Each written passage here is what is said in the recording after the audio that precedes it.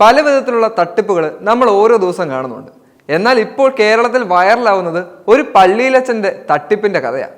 യഥാർത്ഥത്തിൽ ഇദ്ദേഹം പള്ളിയിലച്ചനല്ല, പള്ളിയിലച്ചന്റെ വേഷം ചമഞ്ഞ് വീട്ടിലെത്തി മാല മോഷ്ടിച്ച ഒരു കള്ളനാണ്.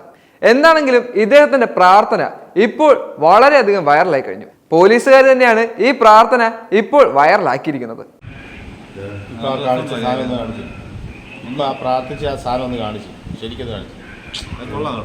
യേശുവിന്റെ നാമത്തിലുള്ള പ്രവർത്തനമല്ലേ?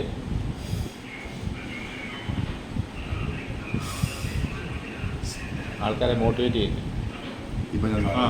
പറഞ്ഞത്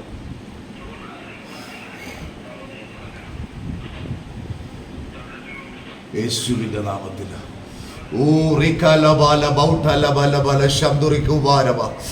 യഥാർത്ഥത്തിൽ കണ്ടു കഴിഞ്ഞാൽ മാന്യനായ ഒരു പള്ളിയിലച്ചനാണെന്ന് ആരും പറയും.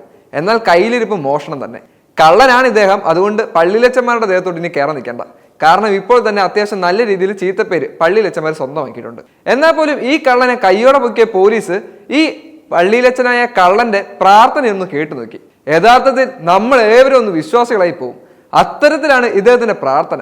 യേശുവിന്റെ നാമത്തിൽ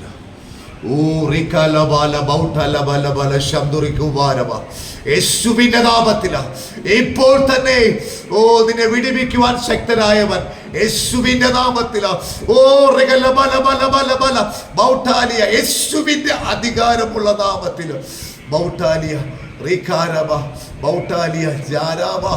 യേശുവിന്റെ നാമത്തിൽ.